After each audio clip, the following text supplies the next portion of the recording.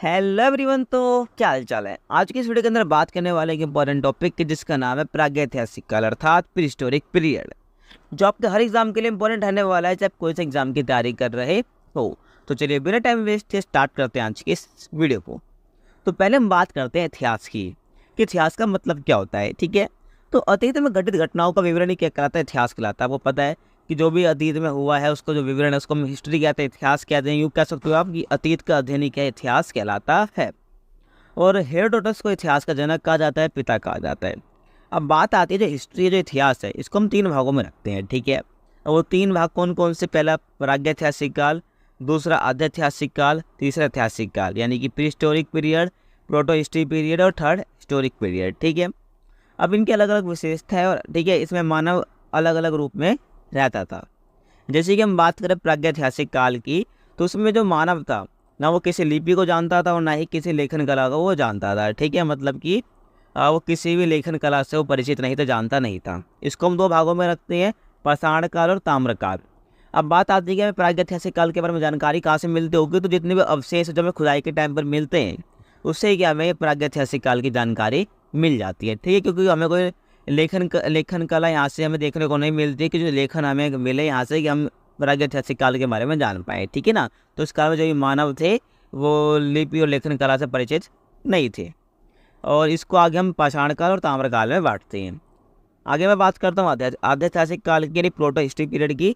तो इसमें लिपि को तो जानते थे लेकिन उसको अभी तक हम पढ़ नहीं पाए हैं। ठीक है, जो आध्यैतिहासिक काल है इसकी विशेषता क्या है, जो लिपि है इसकी वो तो लिपि से परिचित है। जो आध्यैतिहासिक काल का जो मानव है वो लिपि जानता था, वो लेखन कला से परिचित था, लेकिन उसको आज तक पढ़ा नहीं जा सका है। जैसे एग्जाम्पल यहाँ पर आप ले सकते हो सिंधु घाटी सभ्यता का या हड़प्पा सभ्यता आप इसको कह सकते हो। ठीक है, हड़प्पा सभ्यता की लिपि को आज तक नहीं पढ़ पाए हैं। ठीक है, अगर आपको नहीं पता तो आज तक हड़प्पा सभ्यता की लिपि को, हड़प्पा सभ्यता जो मुहरों पर लिखा है उसकी लिपि को आज तक पढ़ा नहीं गया है। जिस दिन हड़प्पा सभ्यता की लिपि को पढ़ लिया गया उस दिन हड़प्पा सभ्यता के बारे में बहुत से राज खुल जाएंगे। ठीक है ना, और नेक्स्ट आता है ऐतिहासिक काल। ठीक है, अब जो ऐतिहासिक काल इसका मतलब क्या है, तो मानव किसी न किसी लिपि से परिचित भी था और वह पढ़ी भी जा सकी है आज। ठीक है, जो हमें मिली है कोई लेखन इतिहास का, तो उस जो वो लेखन है जो कि मानव ने लिखा था और हम उसको हम पढ़ भी पाए हैं। ठीक है, यानी मानव की ना किसी लिपि से परिचित था और वो पढ़ी भी जा सकी है अभी तक। ठीक है ना, इसमें हम बात करते हैं प्राचीन भारत की, मध्यकालीन भारत की और आधुनिक भारत की। तो तीन इसमें हम बात करते हैं। ठीक है ना, तो ऐतिहासिक काल, आध्यैतिहासिक काल और ऐतिहासिक काल की अपनी अलग अलग विशेषताएं हैं। चलिए आगे बात करते हैं प्रागैतिहासिक काल की डिटेल में। तो मैंने आपको बताया था कि प्रागैतिहासिक काल को हम दो भागों में रखते हैं, पहला पाषाण काल, दूसरा ताम्रकाल। चलिए पहले बात करते हैं पाषाण काल की। तो पाषाण काल को भी हम तीन हिस्सों में रखते हैं, तीन भागों में रखते हैं, पूरा पाषाण काल, मध्य पाषाण काल और नव पाषाण काल। उससे पहले कि मैं बात करूँ, जो पाषाण काल है इसकी खोज किसने करी, जो पाषाण काल सभ्यता ऐसी खोज किसने करी, तो यहाँ पे एक व्यक्ति का नाम आता है रॉबर्ट ब्रूस फूट। तो इन्होंने क्या करा था, पाषाण कालीन सभ्यता की खोज करी थी 1863 ईस्वी में सबसे पहले। ठीक है, और यहाँ पर एक क्वेश्चन कई बार आता है आपके एग्जाम में कि भारतीय पुरातत्व का पिता किसे कहा जाता है, जनक किसे कहा जाता है, तो सर अलेक्जेंडर कनिंघम को कहा जाता है। तो आपको पता होना चाहिए। ठीक है, काफ़ी इंपॉर्टेंट है ये।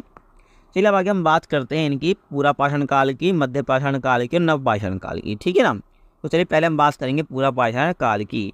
तो ये इतिहास का सबसे प्रारंभिक समय था और इस काल की जो अवधि है वो 20 लाख ईसा पूर्व से लेकर 12,000 ईसा पूर्व की मानी जाती है। ठीक है ना, तो वो उसकी अवधि ध्यान रखनी है, 20 लाख ईसा पूर्व से लेकर 12,000 ईसा पूर्व की मानी जाती है। और इसी समय के जो मानव था उसको आदि मानव कहा जाता है। ठीक है, तो हम जो कहते हैं ना आदि मानव, तो इसी टाइम के जो मानव थे उसको आदि मानव कहा जाता था। अब इसकी कुछ विशेषताएं आपको पता होनी चाहिए। ठीक है, तो इस काल में मानव का जीवन अस्थिर था, क्योंकि शिकार करके वह भोजन का संग्रह करता था। ठीक है, मतलब शिकार कर ले फिर उसी को क्या भोजन के रूप में खा रहा है। और इस समय का जो मानव था वो खाना बदोश था। खाना बदोश मतलब क्या होता है कि वो क्या एक जगह पर ना टिक कर, एक जगह पर अपने ना टिक कर जीवन यापन ना करके वो अलग अलग अपनी जगह चेंजेस कर रहा है। क्या वो ऋतुओं के हिसाब से कर रहा है कि सर्दी में अपने एक इलाका छोड़ के किसी और इलाके में चले गया और गर्मी में अपने उस इलाके को छोड़कर किसी और इलाके में आ गया। ठीक है, तो इस टाइम के जो मानव थे वो खाना बदोश थे, मतलब कि एक जगह पर ना रुक कर वो अलग अलग जगह पर जाते रहते थे किसी न किसी का खोज में, किसी के न किसी खाने पीने की खोज में। ठीक है, ऐसा समझ, तो इसको मैं कहता है खाना बदोश कहते हैं, एक जगह पर ना टिक कर अपना ट्रैवल करते रहना है, ठीक है ना, किसी न किसी चीज़ की ज़रूरत के लिए। तो हम खानाबदोश लोग कहते हैं। आगे हम बात करें, इसी समय मानव की सबसे बड़ी उपलब्धि आग की खोज थी। तो इस समय जो मानव ने सबसे बड़ी खोज क्या करी, आग की खोज करी, ठीक है। तो ये सबसे बड़ी उपलब्धि थी मानव की इस टाइम की। आगे हम बात करें, इस समय मानव पत्थर के बड़े बड़े औजारों का इस्तेमाल शिकार करने के लिए करता था। और इसी काल में मनुष्य ने सर्वप्रथम चित्रकारी करना स्टार्ट किया और भीमबेटका की गुफाओं में इस काल के चित्र देखने को मिलते हैं। अगर आपको नहीं पता तो भीमबेटका की गुफाएं, उसमें भित्ति चित्र देखने को मिलते हैं, अर्थात वहाँ पर जो उसकी दीवार भित्ति चित्र है ना, जो दीवारों पर चित्र देखने को मिलते हैं भीमबेटका की गुफा के अंदर, ठीक है। तो इसी काल में मनुष्य ने क्या करा, सबसे पहले चित्रकारी स्टार्ट कर दी थी, ठीक है। और इसका उदाहरण है भीमबेटका की गुफा, जो कि इस काल में हमें चित्र देखने को मिलते हैं। आया समझ। तो चलिए बात करते हैं मध्य पाषाण काल की। तो ये काल पूरा पाषाण काल और नवपाषाण काल के बीच का संक्रमण काल था, या आप ये कह सकते हो कि दोनों के बीच का काल था, ठीक है, जिसको मध्य पाषाण काल कह रहे हैं। अब इसकी अवधि क्या थी, तो इसकी अवधि 12,000 ईसा पूर्व से लेकर 10,000 ईसा पूर्व के बीच मानी जाती है। तो इसकी जो काल की जो अवधि क्या है, ये मेन है, ठीक है। तो 12,000 ईसा पूर्व से लेकर 10,000 ईसा पूर्व के बीच इसकी अवधि मानी जाती है। अब हम बात करते हैं कि विशेषता क्या क्या है इस काल की। तो पहले आप बता सकते हैं इस काल में मानव ने पशुपालन करना स्टार्ट कर दिया था। और ये क्वेश्चन कई बार एग्जाम में आ सकता है कि भाई पशुपालन किस काल में स्टार्ट हुआ, तो मध्य पाषाण काल में स्टार्ट हुआ, तो पता होना चाहिए आपको, ठीक है। नेक्स्ट हम बात करते हैं, इसी समय मानव ने छोटे और नुकीले हथियारों का प्रयोग करना स्टार्ट कर दिया था। और छोटे हथियारों को एक वर्ड से कहा जाता था जिसका नाम माइक्रोलिथ। तो छोटे हथियारों को माइक्रोलिथ कहा जाता था, ठीक है, तो आपको पता होना चाहिए। और इसी में जो मनुष्य द्वारा पाला गया पहला जानवर था वो कुत्ता था, ठीक है। तो ये कई बार क्वेश्चन आ सकता है आपके एग्जाम में कि मनुष्य द्वारा पाला गया सबसे पहला जानवर कौन सा था, तो कुत्ता था, ठीक है। आया समझ। तो ये क्या है, मध्य पाषाण काल की विशेषता है। नेक्स्ट हम बात करते हैं नवपाषाण काल की। तो मध्य पाषाण काल के बाद का जो काल है उसको नवपाषाण काल कहते हैं। और इसी काल की जो अवधि है 10,000 ईसा पूर्व से लेकर 3,000 ईसा पूर्व के बीच मानी जाती है, ठीक है ना। मध्य पाषाण काल के बाद जो काल आता है वो नवपाषाण काल है। इसकी अवधि 10,000 ईसा पूर्व से लेकर 3,000 ईसा पूर्व के बीच मानी जाती है। अब इसकी विशेषता क्या क्या है, तो पहले आप बता सकते हो कि इस काल में मानव ने स्थायी आवास बना लिया था।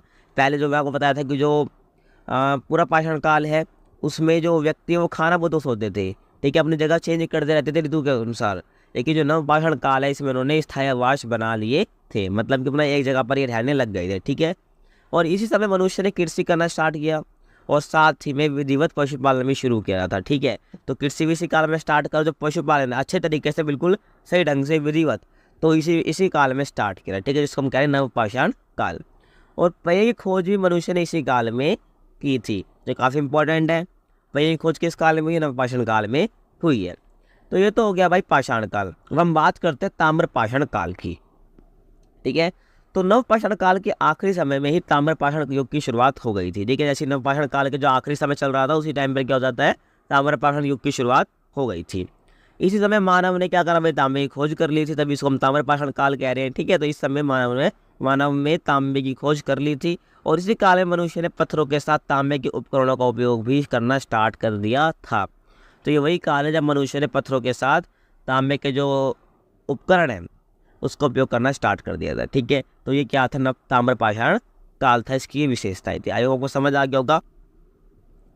इसके बाद यहाँ पर हम बात करेंगे कुछ इंपॉर्टेंट फैक्ट्स के, कुछ इंपॉर्टेंट तथ्य की, जो आपको पता होने चाहिए, कई बार आपके एग्जाम में डायरेक्ट पूछा जाता है। तो जैसे कि आपको बता चुका हूँ कि सबसे पहले मनुष्य ने कौन सा पालतू जानवर पाला था, वो कुत्ता था। सेकेंड, सबसे पहले मनुष्य ने कौन सी धातु की खोज की, तो वो तांबा था। नेक्स्ट क्वेश्चन, सबसे पहले मनुष्य ने जो और गेहूँ की खेती करी थी, ठीक है, एक आ सकता है कि किसकी सबसे पहले खेती की गई, तो जो और गेहूँ की। और नेक्स्ट हम बात कर सकते हैं मेहरगढ़ की, जो कि बलूचिस्तान में है, और ये बलूचिस्तान पाकिस्तान के अंदर है, ठीक है ना। तो मनुष्य ने पहले कृषि यहीं पर ही की थी। अगला है बुर्जो, जो कि कश्मीर के अंदर है। यहाँ पर मनुष्य जमीन के अंदर गड्ढा बनाकर, ठीक है, जिसको हम गर्तावास कहते हैं, गड्ढा बनाकर रहता था, ठीक है। कैसा तो गड्ढे में रहता था, जिसे हम गर्तावास कहते हैं। गर्त यानी गड्ढा होता है, यानी गड्ढे के अंदर आवास, ठीक है। और यहाँ पर मनुष्य के साथ कुत्ते को दफनाए जाने के हमें साक्ष्य मिलते हैं, प्रमाण मिला है। नेक्स्ट हमारी साइड आती है कोल्डीवा, ठीक है, जो कि उत्तर प्रदेश के अंदर है। सबसे पहले चावल के प्रमाण हमें यहीं पर ही मिले हैं, ठीक है। तो आपको नाम याद रखना है, ठीक है, कई बार एग्जाम में डायरेक्ट यहीं से आता है क्वेश्चन। नेक्स्ट है भीमबेटका, जो कि मध्य प्रदेश के अंदर है। भीमबेटका की गुफाओं में मनुष्य द्वारा बनाए गए सबसे पहले शैल चित्रों के प्रमाण मिले हैं, ठीक है। तो ये भीमबेटका का आपको पता होना चाहिए। तो ये था भाई हमारा प्रागैतिहासिक काल। आई होप आपको समझ आ गया होगा अच्छे से टॉपिक। कुछ डाउट है तो मेरे से कमेंट में पूछ सकते हैं, मेरे से इंस्टाग्राम पर पूछ सकते हैं। इंस्टाग्राम का लिंक आपको डिस्क्रिप्शन में मिल जाएगा, आप जाकर मुझे फॉलो कर सकते हो। बाकी नोट्स चाहिए तो टेलीग्राम ग्रुप ज्वाइन कर सकते हैं, लिंक डिस्क्रिप्शन में मिल जाएगा। तो मिलते हैं आपसे अगली वीडियो में, तब तक के लिए कीप वॉचिंग।